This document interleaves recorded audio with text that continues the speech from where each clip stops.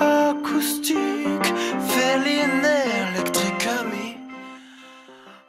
Je sens qu'il y a quelque chose dedans. Bonsoir à toutes et à tous et bienvenue à ce 6e Afterwork, le rendez-vous hebdomadaire proposé par la FSPF, diffusé en direct sur la chaîne Vox Pharma ainsi que sur les ondes de Pharma Radio. Ce soir, direction les régions Corse et PACA, en compagnie des têtes de liste FSPF pour les élections aux URPS. Bonsoir Paul Duchot-Lucchini. Bonsoir. Pouvez-vous vous présenter ?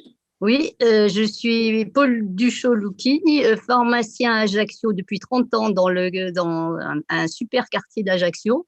Je suis vice-présidente de la Fédé depuis 20 ans et je tiens ce soir à remercier mes 3 colistiers parce que nous sommes que 4 membres sur la liste et une liste de 4, c'est beaucoup, ça demande beaucoup de travail. Voilà, je tiens aussi à signaler que nous avons essayé de faire une liste équilibrée avec 2 candidats de Haute-Corse et 2 candidats de Corse du Sud pour que toutes les micro-régions de la Corse soient représentées. Merci. Nous accueillons également Félicia Ferreira-Bibas. Bonjour, donc merci de nous recevoir et de nous donner la parole ce soir. Donc, je suis co-titulaire à Allo, dans les Bouches-du-Rhône. J'ai un poste de maître de conférence associé à temps partiel à la fac de pharmacie. Je suis vice-présidente de l'URPS pharmacien PACA et depuis de nombreuses années, je suis au syndicat des pharmaciens des Bouches-du-Rhône aux côtés de Valérie Ollier et je saluerai mes colistiers tout à l'heure aussi. Merci. Nous accueillons également l'un de vos colistiers, Patrick Magnéto. Bonsoir. Bonsoir.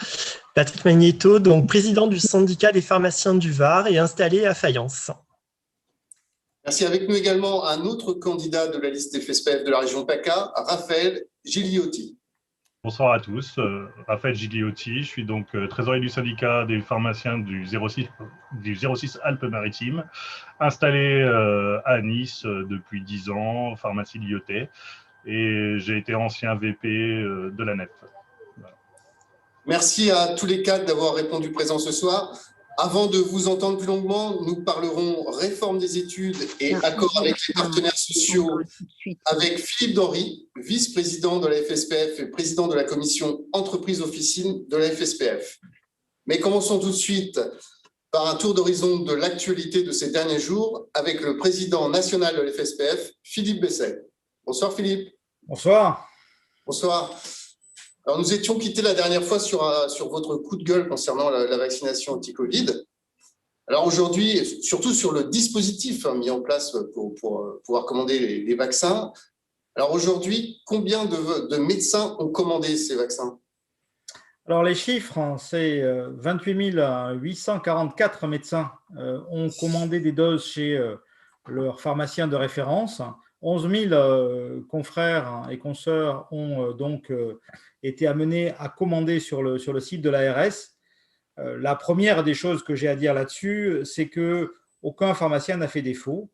C'est-à-dire que je n'ai aucune remontée d'une quelconque plainte d'un pharmacien qui n'aurait pas joué le jeu de faire son métier, c'est-à-dire d'approvisionner en produits de santé, en vaccins, les médecins qui vont vacciner. En revanche, 28 000 médecins, c'est à la fois un nombre qui est conséquent, mais c'est peu par rapport au nombre de médecins généralistes en France. Et il va rester des doses dans les entrepôts de Santé publique France, puisqu'on va donner donc 280 000 doses la semaine prochaine. Il y aura 260 000 doses en souffrance qui vont attendre une semaine pour rien. Et ça, c'est vraiment dommage, alors qu'on aurait pu vacciner en officine dès la semaine prochaine. Bon, si on regarde le verre à moitié plein, le ministre vient d'annoncer, il y a pas une demi-heure, que les patients de 50 à 64 ans pourraient se faire vacciner au mois de mars dans les officines. Donc ça, c'est l'annonce d'extrême actualité qui vient d'être faite par Olivier Véran. Il était temps. Donc voilà, donc nous n'avons pas la date, j'imagine qu'on l'aura demain pour savoir enfin quand est-ce qu'on va pouvoir démarrer cette vaccination. Il faut savoir qu'il y a, pour avoir quelques chiffres, pour vous donner des repères, il y a 2,4 millions de Français de 50 à 64 ans qui ont des comorbidités, donc qui sont prioritaires, comorbidités qui doivent être détectées donc, par les médecins généralistes dans leur patientèle. Et il y a 12 millions de Français dans la tranche d'âge 50 à 64 ans qu'il nous faudra vacciner au mois de mars. Donc, ça veut dire qu'il y a du boulot pour le mois de mars pour les pharmacies. Il faut s'y préparer. Nous allons remettre en replay la formation. Je m'excuse des problèmes techniques liés au Wi-Fi qui a eu lieu mardi. Donc, nous allons très prochainement mettre en replay la formation pour que tout le monde soit prêt pour cette vaccination anti-Covid. Est-ce que vous avez déjà des informations sur les modalités pratiques de délivrance, de facturation et de traçabilité de ces vaccins? Alors oui, nous avons beaucoup de réunions avec la Direction générale de la santé, d'abord sur la mobilité, sur la délivrance des vaccins. Donc les vaccins vont nous arriver entre lundi et mercredi par les grossistes et répartiteurs dans des caisses un peu spéciales avec parce que ce seront des flacons unitaires qui seront donc dans des mousses afin qu'ils ne bougent pas. Il faut les tenir droits, les flacons, avant de les mettre au réfrigérateur, donc entre 2 et 8 degrés. Ces mousses, il faudra les rendre aux grossistes le plus vite possible. Elles ne servent pas au transport. C'est assez simple. En même temps, on va recevoir une boîte de 100 seringues et aiguilles. Et à chaque fois qu'un médecin viendra, il faudra lui donner le nombre de seringues et aiguilles correspondant au nombre de doses qu'on lui donne. Et le reste, on le garde à l'officine. Ce sera pour les fois suivantes. Et ainsi de suite, on pourra recommander au fur et à mesure le matériel nécessaire. Quand le médecin vient, le pharmacien a un rôle de conseil auprès du médecin sur le transport. Il aura donc 2 choix, le médecin, soit prendre le vaccin, la fiole de vaccin AstraZeneca à température ambiante, auquel cas il doit vacciner 10 personnes dans les 6 heures, soit donc lui dire qu'il faut qu'il vienne avec du matériel permettant de maintenir une zone de froid entre 2 et 8 degrés qu'il doit pour l'instant se procurer. On devrait en recevoir pour leur en donner dans les semaines suivantes, mais pour l'instant, c'est à eux de s'en procurer. Et à ce moment-là, il faut qu'ils amènent le vaccin dans leur réfrigérateur qui doit être muni d'un système de traçabilité permettant de vérifier la température, un frigo médical comme les nôtres. Et dans ce cas-là, après la première ouverture du vaccin, après la première percussion du vaccin, du flacon, ils peuvent maintenir le flacon pendant 48 heures dans le réfrigérateur.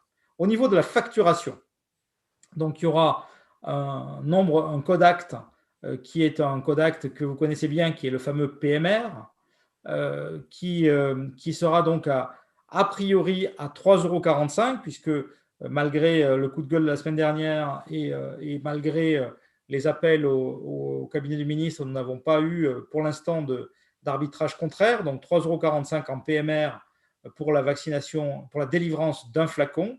Et dans les semaines suivantes, afin de tracer le nombre de doses, en fait, il faudra faire un PMR à 3,55 € quand on délivre 2 doses, 3,65 € 3 doses. Ça permet à l'assurance maladie de savoir le nombre de doses. Franchement, le compte n'y est pas dans cette affaire. Mais bon, voilà. Donc, en tout cas, nous n'avons pas encore fini non plus la négociation sur l'acte de vaccination. Comme vous voyez, il va falloir qu'on se presse parce que ça va être courant mars que nous allons vacciner en officine. Il n'est pas question que vous alliez vous-même livrer les médecins? Et puis quoi encore? Effectivement, ça a été une demande du syndicat, d'un syndicat de médecins. Ils l'ont effectivement demandé, effectivement. Donc, nous avons complètement refusé. La FSPF a refusé cette façon de faire. C'est eux qui assumeront la responsabilité donc, jusqu'à l'officine. En fait, il y a franchement une question de temps et une question de coût là-dessus. 3,45 €, vous comprenez bien qu'on ne va pas en plus faire une délivrance à domicile pour ce tarif. Donc non, nous n'aurons pas de livraison à faire chez le médecin. Quant à la traçabilité, c'est le grossiste répartiteur qui en est chargé jusqu'à l'officine. Vous savez qu'on doit recueillir ça. Nous n'avons pas de traçabilité particulière à faire, sauf celle du médecin. On doit bien sûr dire à quel médecin on le délivre, mais pas la traçabilité du lot du vaccin qu'on donne, puisque Le lot, c'est le médecin au moment de l'acte vaccinal qui le renseignera d'un vaccin Covid au moment de l'injection. Alors, Philippe, je change complètement de sujet là, mais différents chiffres circulent concernant le bilan économique de 2020. Alors, la fédération a réalisé un petit diaporama, si nous pouvons le voir maintenant.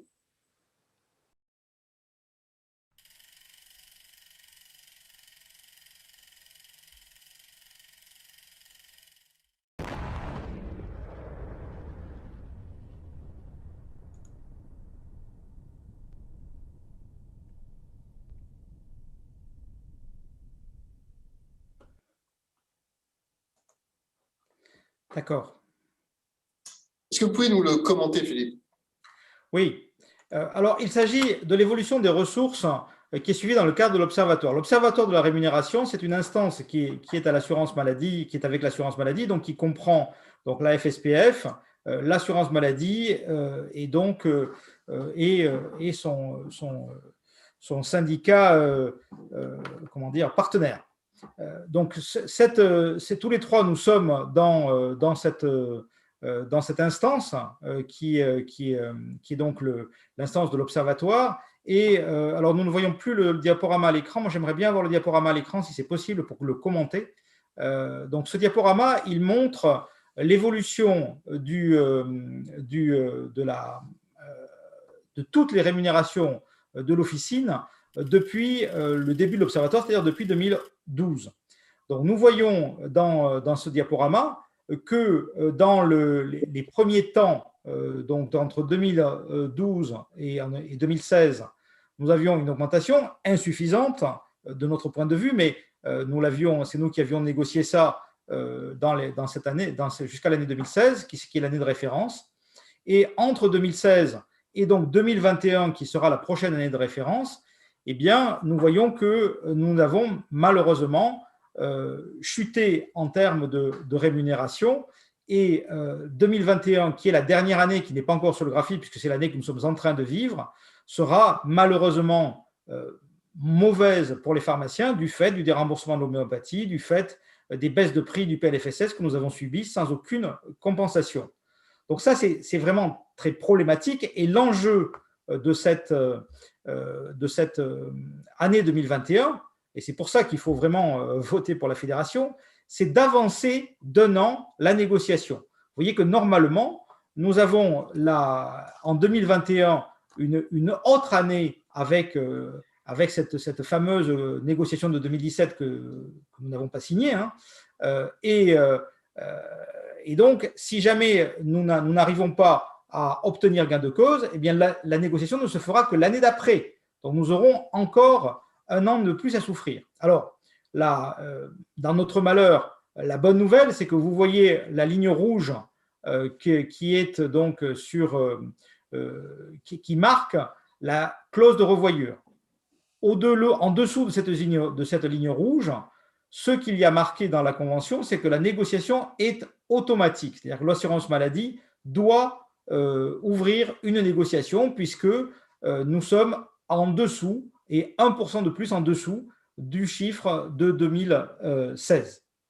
Après, voilà, ça c'est vraiment l'élément fondamental. Donc, nous voulons une revalorisation des honoraires. C'est le credo de la Fédé. Il faut revaloriser les honoraires de dispensation, tout simplement pour les amener à leur niveau, au moins au niveau où ils étaient en 2016, voire un peu plus, parce que les charges ont augmenté entre-temps. Et ça, le diagramme ne le dit pas, puisque là, c'est uniquement des produits. Donc, par rapport aux chiffres qui ont circulé, vous m'interrogez, aucun pharmacien n'a gagné 41 000 € de plus qu'en 2016. C'est complètement faux, ça. Ce n'est pas possible d'essayer de dire des choses comme ça. Par ailleurs, les chiffres qui ont été produits et qui ont circulé ces derniers jours sont des chiffres qui sont uniquement sur la marge et les honoraires, donc ils n'incluent pas la ROSP, ils n'incluent pas tous les chiffres de l'Observatoire, et par ailleurs, ils sont complètement bidons, ils sont faux, ces chiffres. C'est-à-dire ?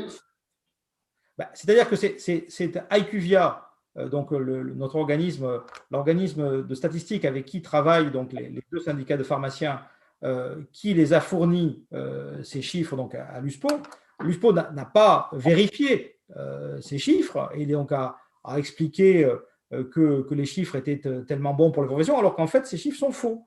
À l'intérieur de ces chiffres, par exemple, pour vous donner un exemple, l'exemple majeur, il y a plein de fautes dans ces chiffres, mais l'exemple le plus majeur, c'est que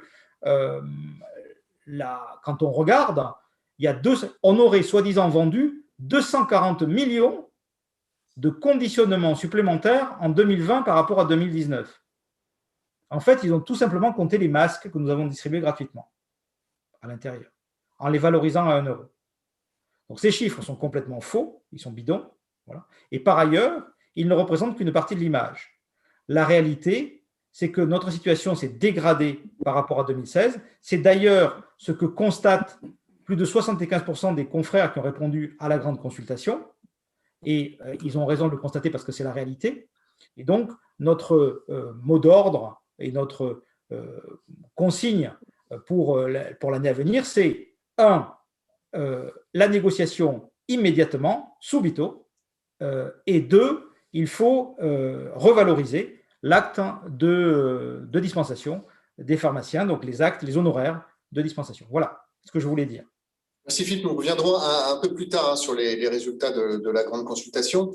Mais abordons maintenant les propositions de la FSPF concernant la réforme des études des préparateurs et celle des pharmaciens, mais aussi des accords relevant du champ social. Alors pour nous en parler, je vous demande d'accueillir Philippe Denry, vice-président de la FSPF et président de la commission entreprise-officine de la FSPF. Bonsoir Philippe. Bonsoir. Bonsoir.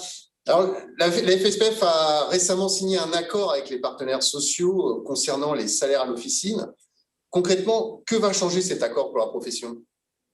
Alors effectivement, le champ social est un champ également important pour la profession et notamment pour l'officine.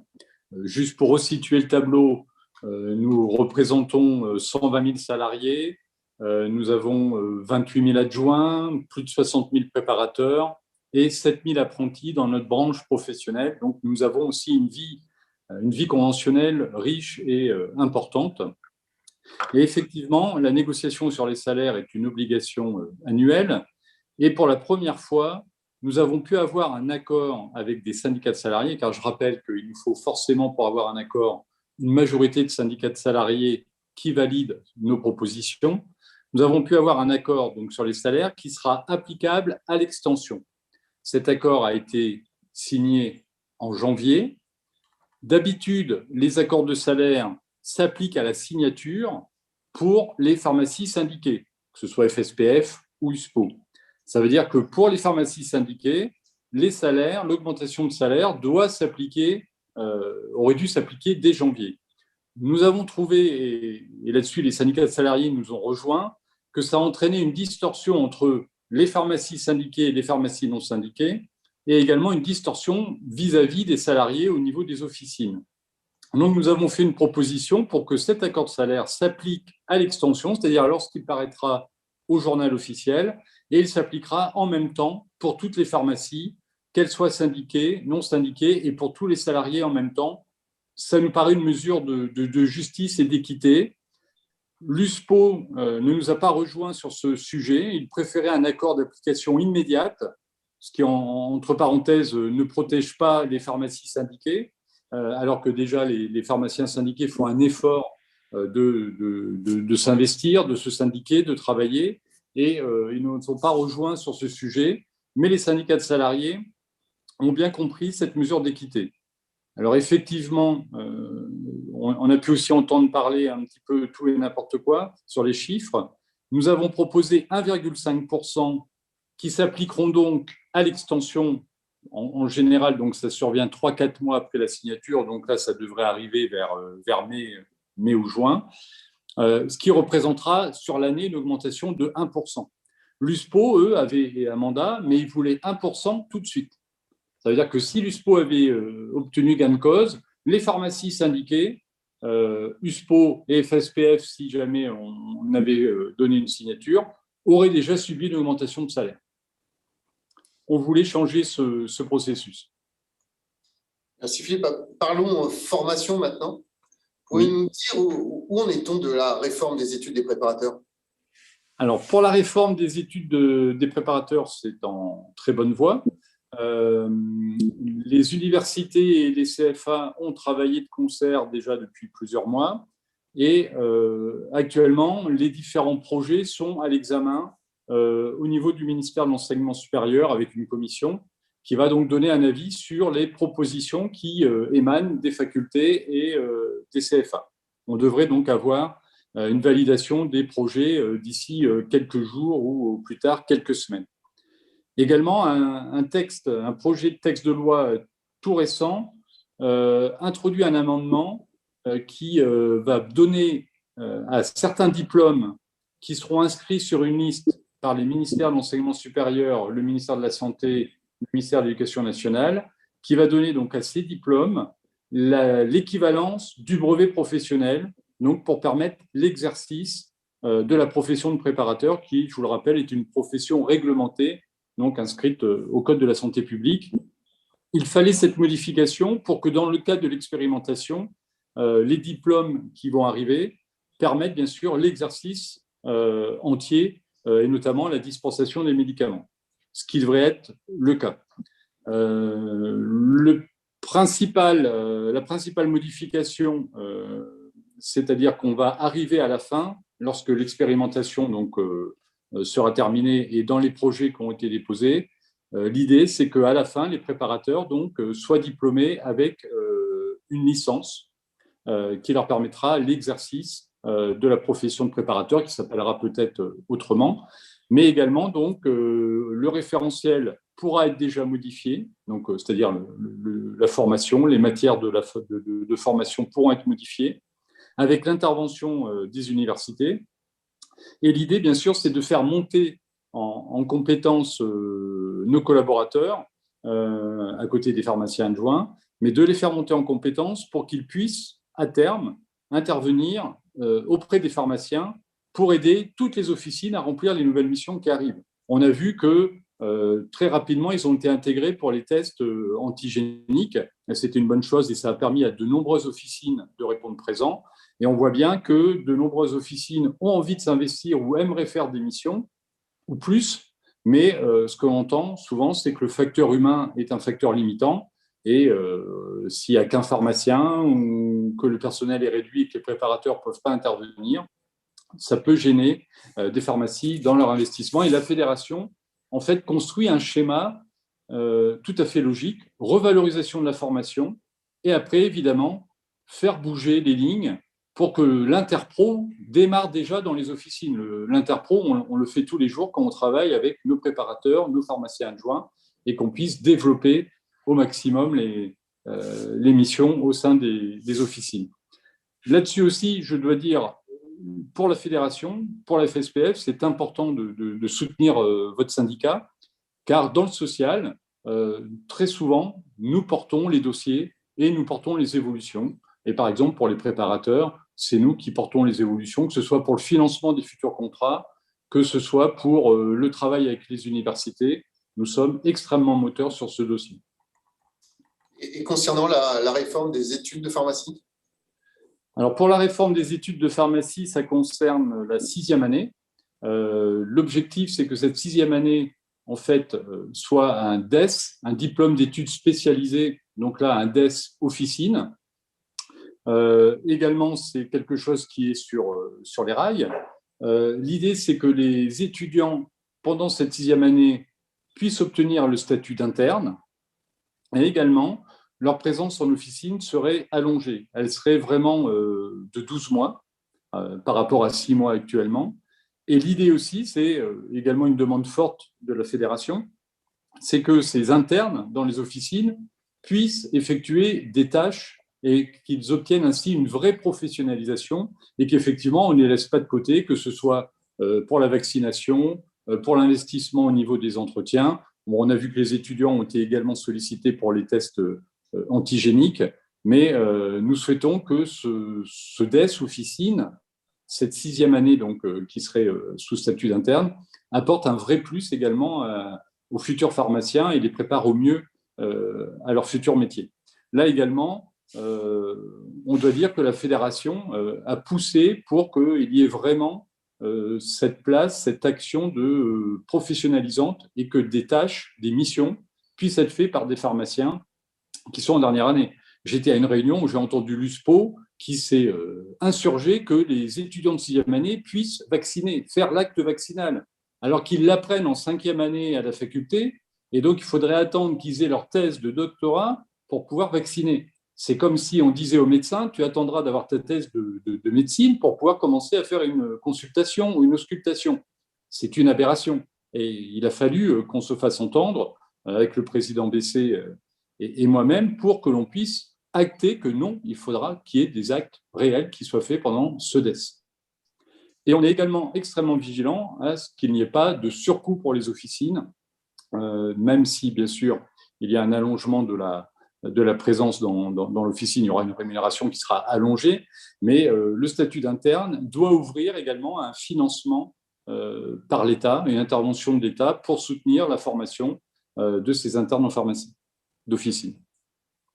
Alors, restons dans le domaine de la formation. Et donc, les officines sont désormais rattachées à l'opérateur de compétences dit OPCO, des entreprises de proximité. Alors, je vous propose de regarder un petit film pour mieux comprendre à quoi servent ces OPCO. Et puis, Monsieur Denry, vous réagirez ensuite.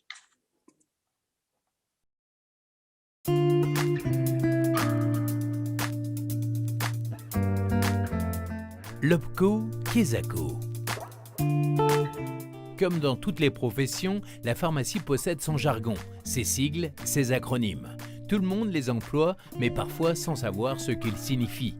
Aujourd'hui, je vais vous expliquer à quoi correspond l'OPCO. OPCO est l'abréviation d'opérateur de compétences. Leur mission est de financer l'apprentissage, d'aider les branches à construire les certifications professionnelles et d'accompagner les officines pour définir leurs besoins en formation. Les OPCO sont nés le 1er avril 2019. Ils remplacent les OPCA, qui signifient, eux, organismes paritaires collecteurs agréés, dont Acte Alliance pour les professions libérales comme la pharmacie. Tandis que les OPCA étaient au nombre de 20, les OPCO sont au nombre de 11. C'est la loi Avenir professionnel de septembre 2018 qui oblige chaque branche professionnelle à choisir à quel OPCO elle souhaite être rattachée. En décembre 2018, un accord de branche conclu par la FSPF et 4 syndicats de salariés a désigné l'OPCO des entreprises de proximité pour financer la formation professionnelle des salariés des professions libérales de santé. Cet accord a été étendu en juillet 2019 par la ministre du Travail. Pourquoi la branche de la pharmacie d'officine a-t-elle fait le choix de se rapprocher des entreprises de proximité ? Le choix de l'OPCO des entreprises de proximité est tout à fait logique car il regroupe des TPE et s'appuie sur la notion de proximité qui caractérise l'engagement des professions libérales de santé.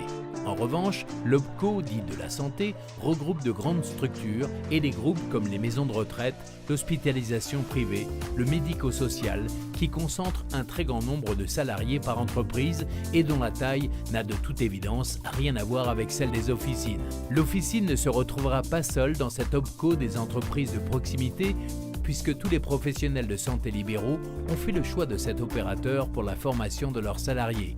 D'ailleurs, cette OPCO sera organisée en sections professionnelles. L'une d'entre elles sera dédiée aux professions de santé et disposera de son propre budget. Cette OPCO sera également le plus important en termes de gestion des contrats d'apprentissage.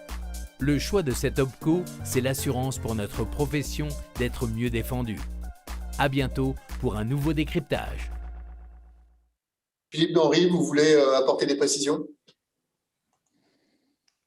Oui, sur ce film très, très pédagogique, effectivement, là encore, il a fallu faire un choix par rapport aux OPCO qui étaient, on va dire, mis sur le marché à un moment et les branches professionnelles, donc nous, la branche de la pharmacie d'officine, on a dû se positionner par rapport à ce choix d'OPCO. On a fait le choix de l'OPCO des entreprises de proximité parce qu'effectivement, comme son nom l'indique, ça va concerner les entreprises de proximité. Alors, on a entendu tout de suite l'USPO, n'importe quoi, la pharmacie, avec les boulangers, les charcutiers, etc. Moi, je n'ai pas de problème.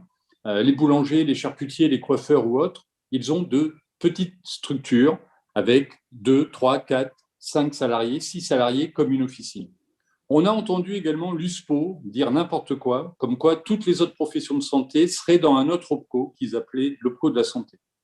Cet OPCO de la santé, il n'a jamais existé.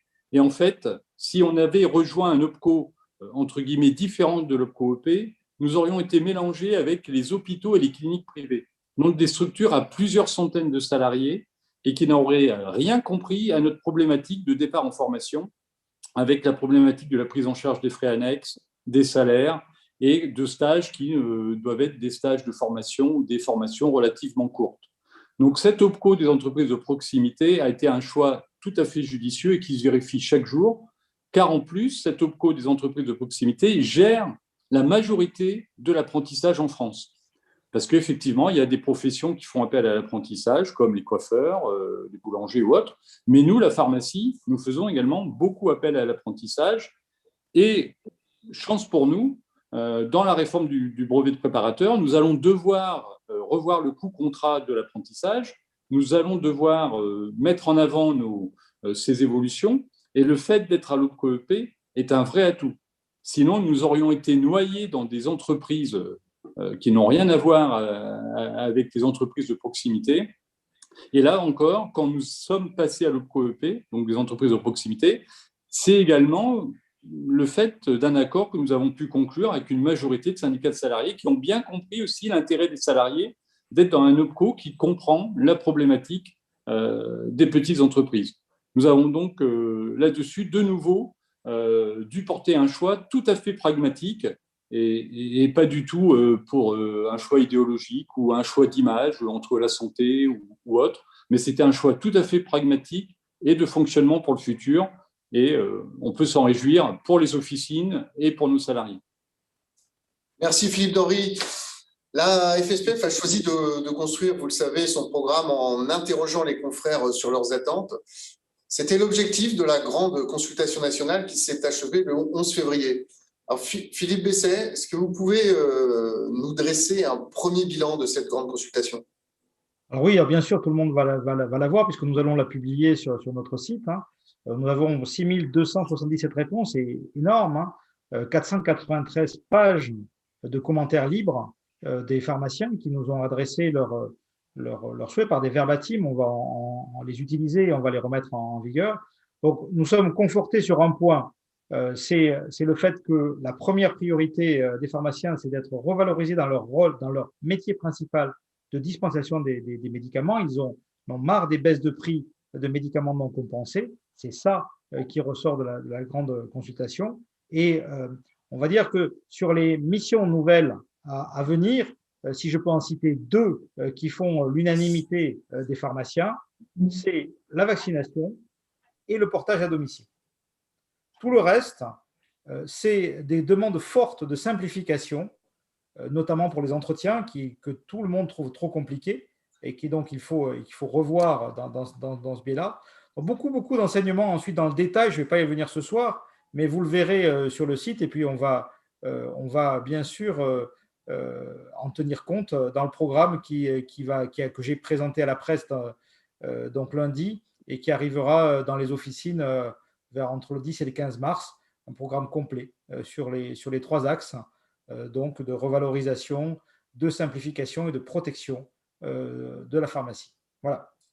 Sur le site dédié aux URPS de la FSPF. Oui, c'est ça. Très bien, je vais passer maintenant la parole au candidat FSPF pour les élections du URPS. Pardon. Donc, je vais commencer par Félicia Ferreira-Bubas. Alors, vous, est-ce que vous avez, quels sont les résultats de la grande consultation dans votre région? Eh bien, alors d'abord, je voulais saluer les pharmaciens qui avaient répondu. Je crois qu'ils ont été très nombreux dans notre région à répondre. Je pense qu'à ce moment un peu compliqué de notre parcours professionnel, je pense que ça leur a permis de s'exprimer parce que dans les questions ouvertes, il y a eu énormément de mots qui ont été donnés. Alors moi, il y a deux choses qui m'ont sauté aux yeux. La première, c'est le mot honoraire. Il a été répété je ne sais combien de fois. Et comme l'a dit Philippe Besset lors de la grande conférence de presse qu'il a donnée, Je crois que ce qui s'est exprimé, c'est qu'ils en avaient marre des usines à gaz, ils en avaient marre qu'on modifie nos honoraires et qu'ils voulaient simplement qu'aujourd'hui, on augmente, qu'on parte d'une base et qu'on augmente cette rémunération. La deuxième chose qui m'a sauté aux yeux, c'est un cri de désespoir, c'est une demande de reconnaissance. Une demande de reconnaissance pour tous ces actes qu'on fait tous les jours pour les 4 millions de Français qui rentrent dans nos 21 000 officines et tous les soins, tous les conseils, toutes les livraisons, tout ce qu'on fait pour eux. Voilà, donc ça, c'est des choses qui m'ont sauté aux yeux. C'est vrai que dans le cadre de la Société française de pharmacie clinique, je travaille pas mal sur la dispensation à domicile et je pense que ça fait partie effectivement des choses qui sont faites dans l'ombre, mais qui rendent énormément service aux gens. Voilà, j'en profite juste, puisque j'ai la parole, je voulais juste dire qu'en PACA, les colistiers de PACA sont vraiment tous très, très motivés et tous très expérimentés et animés vraiment par l'envie d'œuvrer pour construire l'avenir de la pharmacie de demain. Merci Félicia. Paul Duchot-Lucchini, alors vous, quels sont les résultats dans la région Corse? D'abord, je voulais féliciter le syndicat d'avoir eu cette excellente initiative parce que ça nous a quand même permis de voir la réalité du terrain. Moi, j'ai fait beaucoup de phoning et j'ai fait du phoning parce que j'avais peur que les gens ne répondent pas. Or, bon, beaucoup de personnes ont répondu quand même à la grande consultation. Et comme Félicia, c'est ce qui m'a le plus, j'ai retenu le plus, c'est l'inquiétude des confrères face à la dégradation économique de la profession. Il n'y a que des baisses, on enregistre que des baisses de rémunération, de baisses de prix, de baisses de marge, de baisses de remise. Ça les inquiète, surtout les jeunes installés. Pareil, le manque de reconnaissance de la profession, en ville comme dans le rural, tous les petits services que l'on rend, les prises de tension, en ce moment, c'est les prises de rendez-vous pour le vaccin anti-Covid. C'est vrai qu'on aimerait que tous ces petits services soient reconnus. Et moi, le plus flagrant, ce que j'ai entendu, le mot le plus souvent, c'est le manque de temps. Tout le monde aimerait faire des missions, mais ils n'ont pas le temps. Tout le monde aimerait faire de la prévention, des entretiens, mais on n'a pas le temps parce qu'on est inondé de paperasse. Donc la paperasse, tout le monde en a marre. On nous demande de faire le travail de la CPAM, on nous demande de faire le travail du comptable, on nous demande de faire le travail du banquier. Donc, et tout ça accentué par la pénurie de personnel. On ne trouve plus d'adjoints, on ne trouve plus de préparateurs. Donc, la réforme, c'est très bien de préparateurs. Il faut qu'il y ait plus de préparateurs qui sortent. Ce serait très, très bien. Aussi, c'est la peur de la perte du monopole. Ça, je l'ai souvent entendu. La grande distribution, cette concurrence avec la grande distribution et les confrères qui ont de grosses pharmacies. Après, ah oui, un truc que j'ai beaucoup entendu, c'est la peur de s'engager dans ces exercices coordonnés parce qu'on n'a pas assez de formation. On a peur de rajouter encore une couche à tout ce qui est administratif. C'est les CPTS, encore quelque chose en plus, encore une couche. Voilà. Mais très grande inquiétude, oui. Merci Paul. Justement, quelles seront vos priorités pour les URPS? Alors, pour votre URPS, pardon. Pour mes URPS, ça serait déjà de tenir compte de la spécificité de la Corse, parce que la Corse est une île, magnifique certes, mais avec un réseau routier assez difficile, assez impraticable. Du coup, beaucoup de désertification. Les jeunes médecins ne s'installent plus dans les villages. Et aussi, ce que j'ai entendu, contrairement à les réponses que j'ai vues sur le continent, l'aide à la téléconsultation dans les pharmacies qui ont été désertées par les médecins, où il n'y a plus de médecins. Donc, j'aimerais que les URPS les aident à mettre des cabines de consultation. aussi lié à la spécificité, c'est l'isolement. On ne peut pas faire de formation, on ne peut pas faire de DU parce qu'on est obligé de partir sur le continent. Et je pense qu'on pourra, on va accepter très volontiers la coopération avec la faculté d'Aix-Marseille. Félicia, je compte sur toi pour faire des formations et des DU, mais sur place, qu'on ne soit pas obligé de prendre l'avion. Voilà. Et, merci.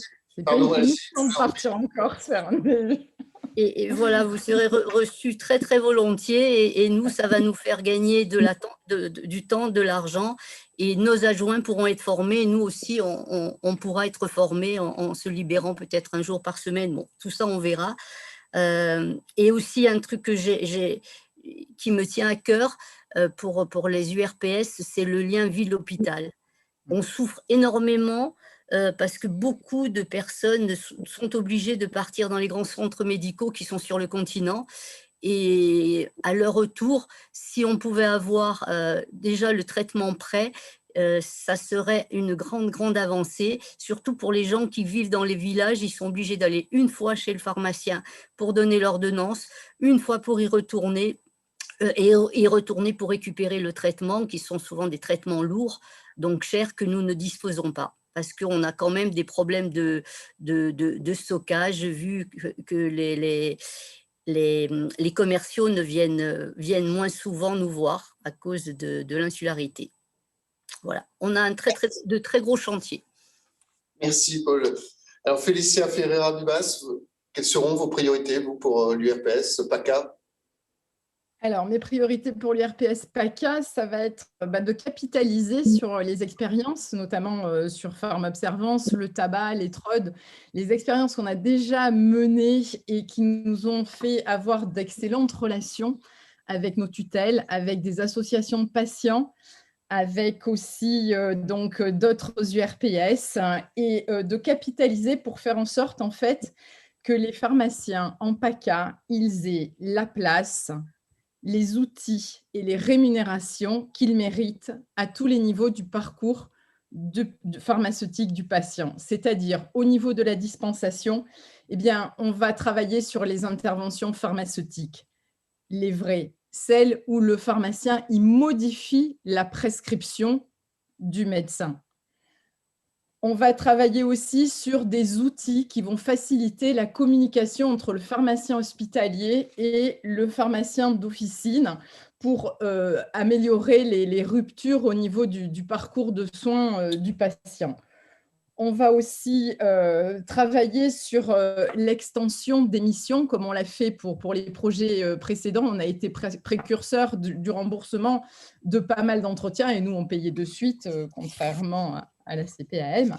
Donc, on va donner les moyens financiers, on va donner des outils, on va partager des méthodes pour que ceux qui veulent s'engager puissent le faire plus facilement. Moi, je voudrais que PACA, ce soit un des pilotes, ce soit des pilotes pour les protocoles de prescription pour tout ce qui est cystite, pour tout ce qui est conjonctivite allergique. Je voudrais qu'on soit pilote peut-être pour la vaccination, par exemple l'extension de la vaccination. Et puis aussi en interpro, ce qu'on voudrait, c'est favoriser les échanges entre les partages d'expériences, les retours d'expérience. Ce n'est pas la peine que chacun réinvente chaque fois la roue. Donc, partage d'expérience entre des pharmaciens qui sont déjà impliqués dans ces structures pour qu'ils donnent envie aux autres. Et je crois que je vais laisser alors la parole à mes colistiers parce qu'eux aussi, ils ont des choses à apporter et je voudrais qu'ils aient le temps de les dire. Voilà. Merci Félicia, merci pour la transition. Donc, je vais effectivement passer la parole à l'un de vos colistiers, Patrick Magnéto. Vous êtes également président du syndicat des pharmaciens du Var. Alors, comment voyez-vous l'articulation entre le syndicat départemental et l'URPS pharmacien? Alors pour moi, le lien entre les deux structures est important. Car quand on projette un dossier, en fait, on a une approche avec l'URPS qui permet d'établir du coup ce projet auprès de la CPAM et de l'ARS. Nous avons ainsi les moyens humains et financiers pour la mise en route et surtout pour établir une évaluation permettant la diffusion de l'expérimentation au national si tous les paramètres sont opérationnels. Notre but en faisant ces échanges est de simplifier le quotidien du pharmacien. Et si l'action des URPS permet de faciliter le travail des pharmaciens, nous aurons accompli notre mission tous ensemble. Et notamment pour parler de priorités sur les actions que l'on pourrait mener. J'avais un sujet épineux des gardes. Alors, c'est une question qui revient souvent, un sujet de notre quotidien, et il faut avoir le courage de s'y pencher. Pour répondre, nous pourrions envisager une campagne sur le thème de l'urgence. Qu'est-ce que l'urgence? Une campagne en fait grand public pour éduquer la population sur la prise en charge des soins et permettre de réorienter les patients dans le bon circuit. On génère à la fois des économies pour le système de soins et une meilleure régulation de nos astreintes. C'est pour cela qu'avec la mise en place du SAS, le service d'accès aux soins des patients, qui pourront accéder rapidement aux soins non programmés, la Fédération demande à ce qu'un pharmacien puisse intervenir dans la régulation médicale et que la réponse soit fonction de l'urgence médicale, un conseil, une orientation vers un médecin ou une orientation vers la pharmacie de garde, si nécessaire. On éviterait en fait des appels inutiles en plein milieu de la nuit. Voilà. Merci. Je vais passer la parole maintenant à un autre colistier de la liste FSPF PACA, Raphaël Gigliotti. Vous êtes trésorier du syndicat des pharmaciens des Alpes-Maritimes. Alors, je vous pose la même question sur l'articulation entre le syndicat départemental et l'URPS pharmacien. Tout simplement, moi, je pense que l'URPS va nous permettre de pouvoir prolonger nos combats au local vers le régional. Bien sûr, ça va nous permettre de continuer à travailler vers la simplification de notre métier. On sait qu'aujourd'hui, notre métier, c'est l'accumulation de couches de travail les unes sur les autres, d'administratifs, de stress. Tout ça, ça a été encore cumulé avec ce qui a pu se passer actuellement vers le Covid. Toute cette perte de temps, forcément, a entraîné des pertes d'argent incroyables. Donc, notre combat, à mon avis, ça va être de simplifier tout ça. Simplifier tout ça, l'outil essentiel, il me semble, ça va être d'y apporter plus d'informatique, mais plus d'informatique de manière propre, facile à utiliser pour le pharmacien. Et ce qui me semble aujourd'hui l'outil le plus facile à utiliser pour le pharmacien, c'est son LGO. Donc, je pense que quoi qu'il arrive, il faudra travailler avec eux pour intégrer l'ensemble de nos futures missions et donc valoriser notre futur métier. De même, cette valorisation, elle va avoir, à mon avis, deux axes. Elle va avoir bien sûr l'axe financier qui essentiel, puisqu'on voit bien que l'ensemble, plus de 75% de nos confrères ont répondu que pour eux, l'état actuel de leurs finances est pire que ce qu'ils avaient que les précédentes années. Donc ça, on comptera sur le national pour nous aider et pour pouvoir nous tirer financièrement vers le haut. Bien sûr, les URPS au niveau régional vont pouvoir nous apporter aussi des finances, mais ces finances vont aller forcément avec des entretiens ou d'autres axes de développement qui seront intéressants. Comme je vous l'ai dit dans ma première partie, forcément, on n'a plus de temps, c'est plus difficile aujourd'hui d'amener des entretiens.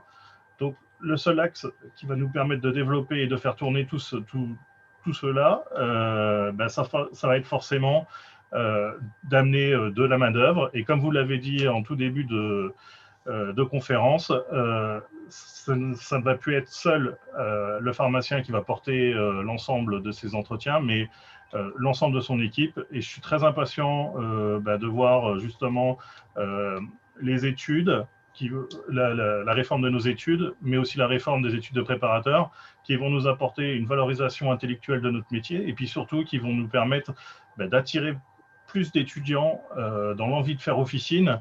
Ça va être important pour notre métier, ça va être aussi important dans le futur pour revendre nos boutiques, puisque si on n'a pas de contrat pour les acheter, nos boutiques sont bien sûr invendables. Et dernière chose qui me semble essentielle, je pense qu'on en a tous marre des codes traceurs que la sécurité sociale nous impose. Les codes traceurs, c'est les 10 centimes qu'un autre syndicat avait pu signer pour les DAD. C'est désormais les 10 centimes qu'on nous a fait signer pour délivrer des vaccins pour les médecins. Enfin voilà, à un moment, il faut valoriser ce qu'on fait. Donc, je me battrai aussi pour l'arrêt de ces codes traceurs et qu'on valorise à la juste valeur notre geste et pas dans 50, dans plusieurs mois, via un calcul alambiqué, de pouvoir retrouver un montant sans savoir ce qu'il en est. On doit être payé au moment de notre acte, un montant juste. Et c'est d'ailleurs ce que font l'ensemble de nos confrères professionnels de santé, que ce soit médecins, kinés ou autres. Je ne vois pas pourquoi ça ne serait pas la même chose en pharmacie. Voilà. Félicia veut ajouter quelque chose. Oui, je voulais rajouter qu'on est quand même la seule région de France où pendant 36 mois, on va être rémunéré pour le sevrage tabagique, pour l'accompagnement des patients. Et ça, c'est parce qu'on a évalué chaque fois toutes les actions qu'on avait faites et on a montré que quand un pharmacien se met à travailler sur le sevrage tabagique, eh bien, c'est plus de 40% des patients qui arrêtent de fumer au bout d'un mois. Donc, on voudrait être le fer de lance de ça, d'une rémunération qui vient au moment où on fait l'entretien, parce qu'avec les URPS, on a la possibilité de faire ça. Et donc, ça, c'est une victoire qui va nous mettre le pied dans la porte pour montrer aussi que dans l'intérêt du patient, il faut que le pharmacien puisse dispenser de manière remboursée les patchs sans qu'il ait besoin d'une prescription ou en la prescrivant lui-même. Voilà, donc ça, c'est ce que je voulais rajouter. Merci Félicia. Nous allons prendre maintenant quelques questions de nos internautes. Donc Philippe Denry, oui, si vous avez, et Philippe Besset pour les réponses. Alors j'ai plusieurs questions, mais j'en ai deux que j'ai sélectionnées. Il y en a une qui revient un petit peu sur ce qu'a évoqué Félicia sur les vraies interventions pharmaceutiques. Je crois qu'on a essayé de nous vendre les DAD comme une intervention pharmaceutique. Quelle est la position ? La dispensation adaptée, les DAD. Oui, la dispensation adaptée.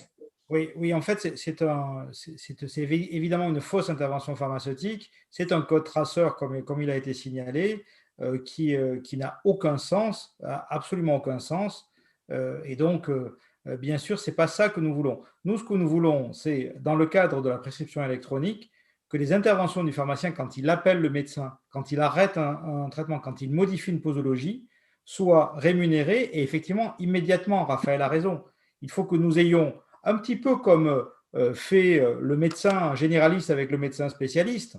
Vous savez bien, la lettre du médecin généraliste qui dit au spécialiste « Cher confrère, je t'adresse Madame Untel pour avis spécialisé ». Et ça, en faisant ça, 5 € pour faire cette coordination. Le médecin spécialiste qui renvoie donc la patiente à son confrère généraliste en disant « Cher confrère, tu m'as adressé Madame Untel pour soins spécialisés, je te recommande de lui prescrire ça, ça, ça et ça, 5 €. Donc, en fait, la coordination, par exemple, c'est quelque chose qui doit être rémunéré et les interventions, c'est-à-dire les arrêts, doivent être rémunérés avec un juste prix d'un code acte qui doit être mis en place. Ça fait partie de ce que nous voulons. Merci pour ces précisions. Une autre question là, qui concerne un peu plus l'apprentissage et l'évolution du diplôme. Quelles pourraient être les aides ? Est-ce que les aides à l'apprentissage seront maintenues ? Que fait la fédération sur ce sujet ? Alors, deux choses sur l'apprentissage qui n'ont pas été dites. La première, c'est que nous nous battons pour maintenir les centres de proximité. Je pense à la Corse. Les jeunes qui sont dans nos entreprises sont des jeunes qui sont formés par les CFA de proximité. Nous y tenons beaucoup. Ce sera en partenariat avec les facs, il y a une universitarisation, mais bien sûr, la formation restera à proximité dans les CFA. Donc ça, c'est le premier point. Par rapport aux aides, effectivement, les aides, jusqu'à présent, étaient réservées aux jeunes qui avaient niveau bac. Le Covid a fait que, désormais, les aides à l'apprentissage sont pour des diplômes qui vont au-delà du bac, donc des bac plus 2 ou des bac plus 3. C'est vers là que nous voulons tendre pour nos préparateurs. Nous avons récemment eu un contact avec le ministère du Travail pour que ces aides soient pérennisées à ce niveau bac plus 2, bac plus 3. Nous ne sommes pas seuls dans cette bagarre puisque les organisations d'employeurs, tous ceux qui sont dans l'apprentissage militent pour pouvoir former par la voie de l'alternance des jeunes en entreprise, les amener à niveau Bac+2 et Bac+3 en ayant les aides conséquentes. Donc, j'ai bon espoir que nous soyons entendus là-dessus. Il faut nous donner de la force pour ça, et c'est important. Enfin, je refais mes appels au vote, hein, mais c'est important de donner de la force aux organisations professionnelles. Les politiques, ils ne croient qu'à ça. Si on a 60% des votes, 70% des votes, eh ben, ils verront qu'on a plus de votants qu'eux, et ça, ils le respecteront. C'est très important, ça. Une autre question. Alors, une question qui revient sur le sujet de la PDA. Quel est le combat de la fédération? Il y a eu des expérimentations dans certaines régions. Est-ce qu'il y a un espoir? La PDA fait partie de ce qui revient très souvent dans la grande consultation également, et fait partie de notre panier de courses dans la future négociation conventionnelle. Donc, nous irons au maximum de ce que nous pouvons aller sur la rémunération de la préparation des dossiers administrés. Nous avons l'exemple suisse en tête de préparation des dossiers administrés. Nous sommes allés travailler avec nos amis suisses pour voir comment ils ont organisé leur système. Ça fait suite le plus souvent aux entretiens d'observance, cette PDA. Et le bilan de médication devrait déboucher sur la mise en place de la PDA dans les cas où le pharmacien s'aperçoit que l'observance n'est pas faite. Donc, simplification du bilan, de telle manière à ce qu'on s'en empare, qu'on puisse le faire avec l'informatique. Raphaël, tout à l'heure, a parlé d'informatique. C'est très important de développer l'outil informatique pour ça. J'en ai parlé la semaine dernière, je le recase aujourd'hui. Et par ailleurs, au-delà de ça, il faut que ça débouche sur la possibilité pour le pharmacien de faire une préparation des doses administrées rémunérée dans l'entretien du patient pour améliorer l'observance. Merci Philippe. Il est temps maintenant de conclure cet afterwork. Félicia Ferreira-Bibas, un mot de conclusion. Alors, écoutez, je suis très contente qu'on ait évoqué ce soir les équipes officinales aussi, parce que en fait, c'est là-dessus que l'évolution va se faire. La montée en charge de tout le monde, ça va permettre de construire une officine solide qui repose donc sur les 3 piliers et qui est rémunérée à la hauteur des services qu'elle rend et de l'expertise qu'elle apporte. Voilà, donc pour la région, je souhaite vraiment qu'on puisse déployer ces 3 mesures donc, que Philippe a proposées et que la Fédé a proposées: protéger, simplifier et valoriser notre métier. Voilà. Merci Félicia. Paul Duchot-Lucchini. Oui, ça va être rapide. Moi, je dirais que pour revaloriser, pour protéger, pour simplifier la profession, votez pour la liste soutenue par la FSPF. Voilà. Merci beaucoup. Merci à tous. Merci Paul Duchot-Lucchini, Félicia Ferreira-Bibas, Patrick Magnéto, Raphaël Gigliotti, Philippe Denry et Philippe Besset. Merci à toutes et à tous d'avoir participé à cet afterwork. La semaine prochaine, toujours à 19h, nous serons en direct avec les candidats d'une autre région. En attendant, je vous souhaite une bonne soirée à toutes et à tous.